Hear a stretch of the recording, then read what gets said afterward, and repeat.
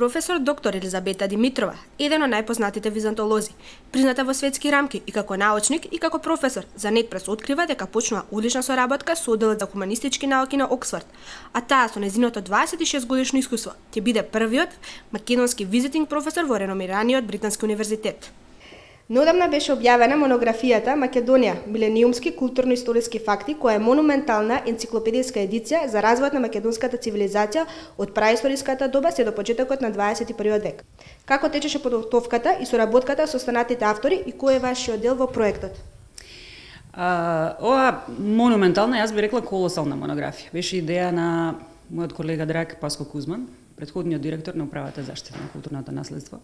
Меѓутоа, мислам дека предпоставениот успех на монографијата се должи на тоа што јас, Паско Кузман и Јован Донев, како членови на редакцијата, имавме заедничка визија за тоа како би требало да изгледа една модерна, современа и репрезентативна монографија за Македонија, која што нуди едно неизмерно богатство на културни споменици, значи на археолошки локалитети, на локации, на историски монументи, кои што одавна се третирани во научната мисла и во популарната мисла. Меѓутоа, мислам дека ова е прво соодветно, значи адекватно издание, кое што почнува во преисторијата, завршува на почетокот од 21 век, вклучува 26 реномирани автори, значи научници од браншите, кои што, еве да речеме, ја покриваат цивилизацијата на македонската почва, тоа се историјата на уметноста, археологијата, историјата, и архитектурата и книжевните студии, и кои што ние ги селектиравме по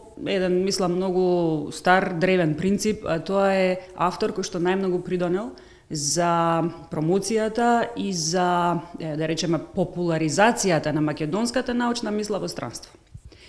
И сега процесот течеше околу 3 години. Значи, првата фаза беше селекција на авторите. Тоа го направивме тројцата членови на редакцијата. Значи, Паско Кузман, амбасадорот сегаш, нели, на Република Македонија во Обединетото кралство, Јован Донев и мојата маленкост, јас, Елизабета Димитрова, како представник од филозофскиот факултет.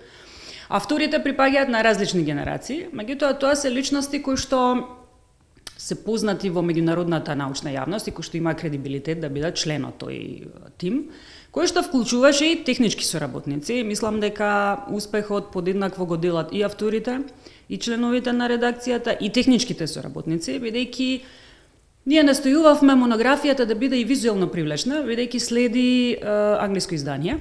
А англиското издание ќе биде отпечатено во соработка со една институција од Велика Британија и на тој начин ќе биде достапно до сите академски и научни кругови, кои што би требало да запознаат современата историја и современата научна мисла за Македонија, значи во однос на сите аспекти, па дури во однос на контроверзните прашања кои што се, нели, актуелни 20 на години нанасет.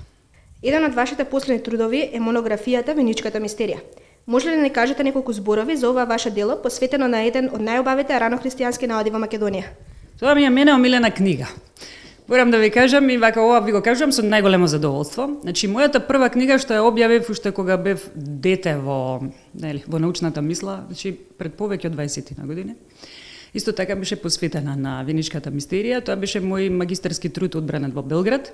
И ова сега на некој начин беше рекомпозиција на таа книга, заедно со мои нови научни сознанија. Тоа е една книга што фантастично ја одработи Музеот Теракота од Виница и мојот помошник, односно асистент Мишко Тутковски, и во овој случај тој беше Паско Кузман, бидејќи негова беше идејата дека треба да се направи една современа монографија за тие ексклузивни дела. Јас мислам дека со оваа книга создадов еден труд кој што може да биде соодветен и за потесна истражувачка публика, значи научна, и за поширока популарна публика. Бидејќи мислам дека и теракотните плочи од Виница беа доста контроверзни. Тие беа објавувани од различни личности на многу несоодветен начин. Но она што мене ми е драго што книгата ја продуциравме билингвално, значи јас си го преведов трудот и на англиски и сега добивам многу големи комплименти од моите колеги од странство, бидејќи книгата не е оптеретувачка, значи методолошки не е оптеретувачка. Има податоци кои што ги рефлектираат моите ставови визави некои историски феномени, без разлика што јас не сум историчар, меѓутоа ете си дозволи во книгата малце духовито да пристапам на некои настани и личности, меѓу другите и Јустинијан, кој што ние сите го славиме како велики. Меѓутоа, тој има направено некои историски грешки, што јас ги ставив во контекст на истражувањето на теракотите. И мислам дека ова беше доволно да покажам дека тоа е една во исто време и духовита и научна книга, која што мислам дека ќе ги задоволи вкусовите дури на да речеме, ироничните критичари на историјата на уметноста. Колкава е големината и значењето на византиското културно и уметничко наследство во Македонија? И дали истото е доволно заштитено? За вториот дел од прашањето малце ќе се воздржам во одговорот, односно ќе бидам малце дипломатична, а за првиот дел од прашањето јас морам да ви кажам дека сите мои колеги од странство, кои што првпат доаѓаат во Македонија, се разбира малку се такви, се воодушевени на повеќе различни нивоа.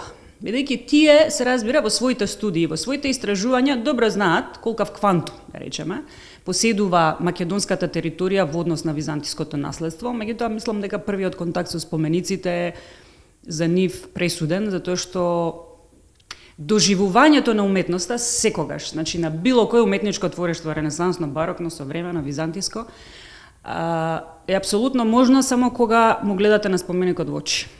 Од тие причини јас мислам дека во однос на територијата, се ако треба да бидеме математички екзактни, Македонија има најголем број византиски споменици по квадратен километар и по глава на жител, а тие по својот квалитет мислам дека се доволно познати во научната мисла, значи тие ги воодушевуваат оние кои што комуницираат со нив на многу различни хоризонти.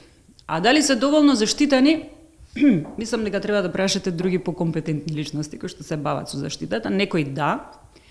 Но во однос на тоа колку има финансиски капацитети оваа држава, јас мислам дека заштитата ги задоволува тие базични. Се не сакам да бидам груба, да кажам минимални, меѓутоа ете тие базични некакви параметри за заштита, но ние сме сведоци дека нашите институции бараат фондови и обично наоѓаат фондови кои што се поголеми, значи кои што се, да речеме, го надминуваат тој плафон на нашата финансиска моќ, така, во културата.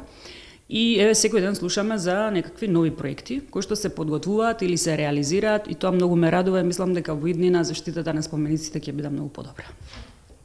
Дали отварањето на новиот археолошки музеј ќе помогне во заштитата на овие споменици?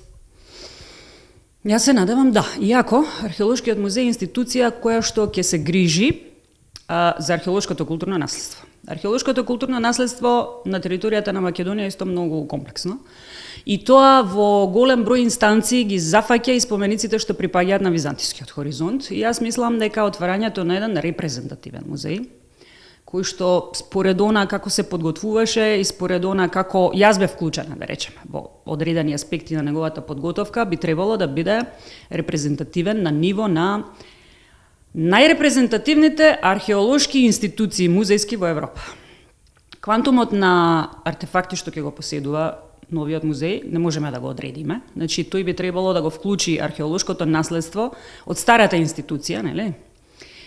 Која што беше во состав на музеите на Македонија, плюс да ги вклучи најрепрезентативните артефакти од музејските простори на територијата на Македонија, така што мислам дека тој ќе има многу да покаже на публиката, многу можности ќе отвори за истражувачите, за идните истражувачи, значи при тоа мислам на нашите студенти, тоа на оние подобрите.